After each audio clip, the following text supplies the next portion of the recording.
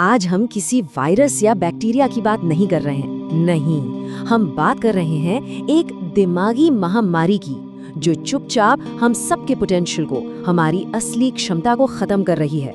एक ऐसी बीमारी जिसमें बड़े बड़े सपनों को सिर्फ थोड़े से आराम के लिए कुर्बान कर दिया जाता है।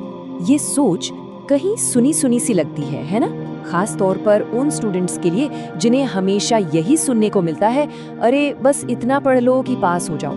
हमने आराम को, कंफर्ट को ही अपनी मंजिल बना लिया है।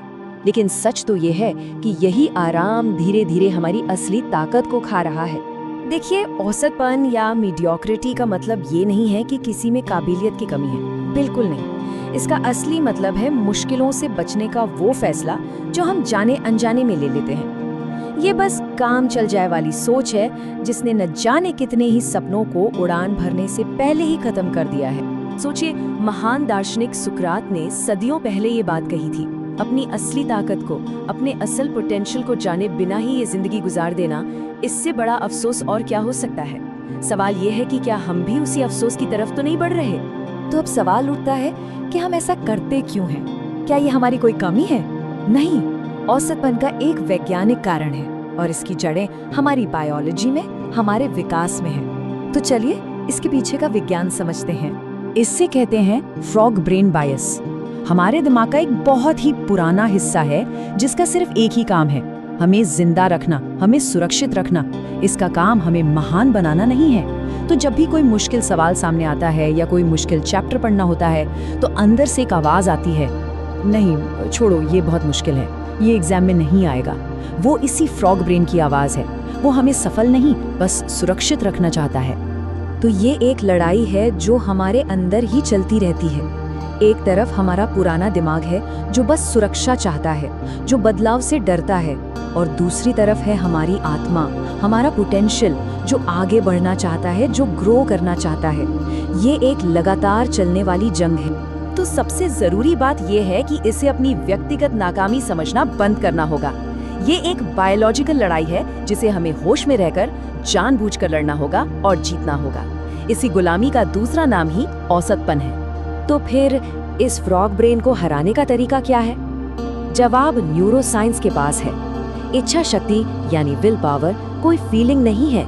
ये हमारे दिमाग का एक असली फिजिकल हिस्सा है, एक मांसपेशी की तरह जिसे ट्रेनिंग देकर मजबूत बनाया जा सकता है। स्टैनफोर्ड के न्यूरोसाइंटिस्ट डॉक्टर एंड्रू ह्यूबरमैन ने इसकी खोज की। हमारे दिमाग में एक हिस्सा होता है जिसका नाम है एंटीरियर मिड सिंगुलेट कॉर्टेक्स, और रिसर्च में ये पाया गया कि दुनिया की टॉप एथलीट्स, टॉप परफॉर्मर्स में ये हिस्सा ज्यादा बड़ा और मजबूत होता है, जबकि जो लोग ज्यादातर आराम करते हैं उनमें ये छोटा होता है। और इस दिमागी मांसपेशी को बढ़ाने का सिर्फ एक ही तरीका है।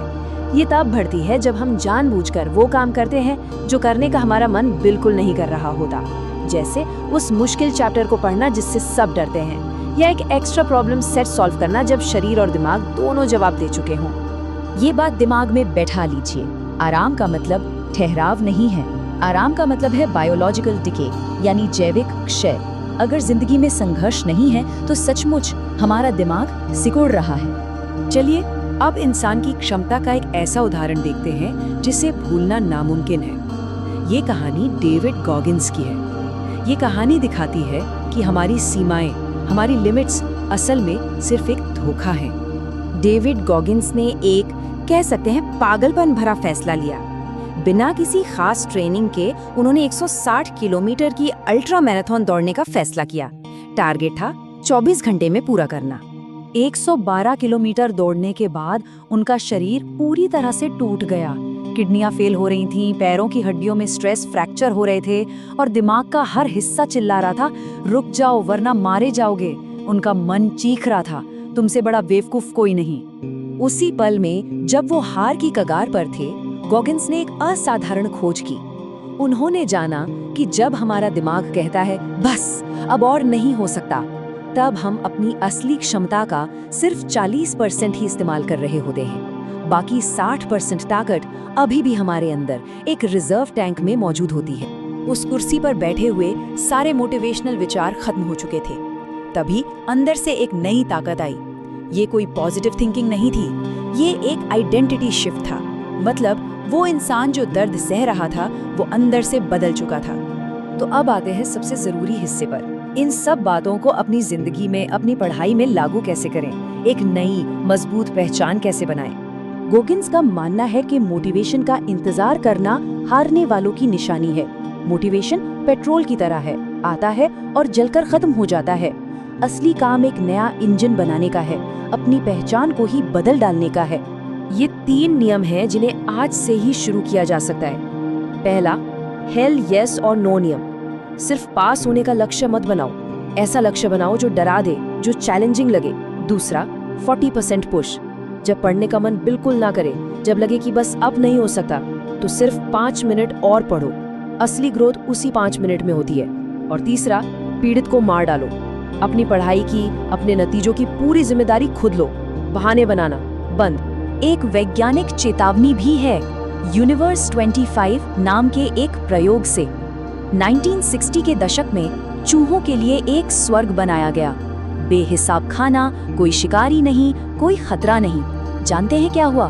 कुछ ही समय में वो चूहे आलसी और हिंसक हो गए और आखिर में पूरी की पूरी आबादी खत्म हो गई। आराम ने उन्हें मार डाला। आखिर में इस एक विचार पर जरूर गौर करें, जब जीवन का अंतिम क्षण आएगा तो वहाँ 2 इंसान खड़े होंगे, एक वो जो हम बने और दूसरा वो जो हम बन सकते थे। असली नर्क या स्वर्ग, इन दोनों के बीच का फासला ही है। और ये सारी बातें आखिर में इसी एक सवाल पर आकर रुक जाती हैं। ये एक चुनाव है जो हर किसी को करना है, अभी इसी पल। इन दोनों में से किस इंसान से मिलना चाहेंगे? फैसला हमारा अपना है।